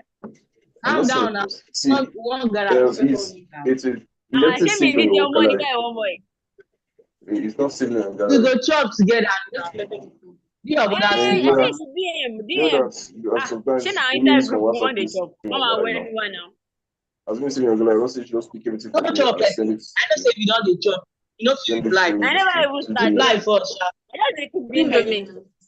Yeah, and see that. Okay, I've not seen you down on the thing. I've not seen the first Boy, time. can't say me. No, I don't think it's good like that. That's what I'm saying. Now you dey talk. 5 minutes. Go 5. 5 minutes. 5 minutes. Yeah, make I hang up. Yeah. No, I send as I go send money, so you get me to my house too. This way, my go and me wagbon. I go send my account number for my so that I go send it. Because right now I'm broke, so send it. I trust you. You don't feel carry my money now. Okay, you trust me. If there's a way you don't know, you don't see me before. I know that. No. My heart no they deceive me. You don't tell me I trust you. They play. It go shock you, say your heart go shock. You see your heart there, see your heart will go where you don't know. Sarah, even if you want to farm, now this kid I shop say you know feel. I try to know who just change your mind. Yeah. You send that? Don't send that. Make I send my Zabi. DM, I don't get it. I will message you for that number. So if I don't message you go chat. Okay. All right. Smartphone.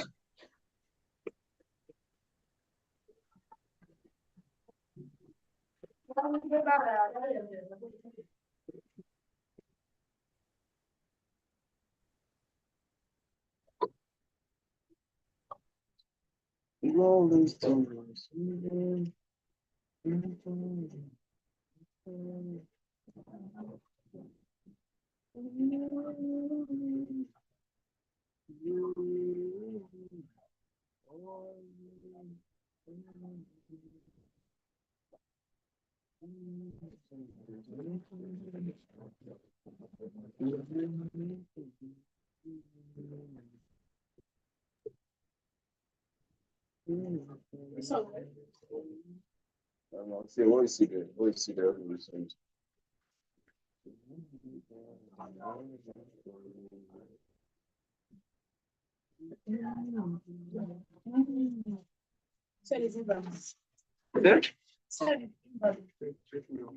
CLIMAXMETNMI@gmail.com.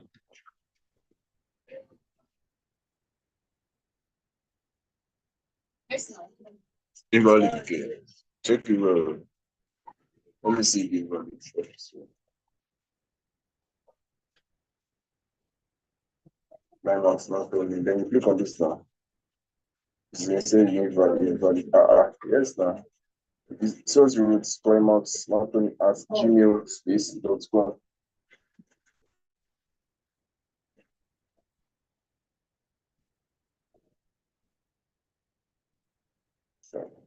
You pick them, right? Now go to your mail. Go to your mail. Check sent. Open sent.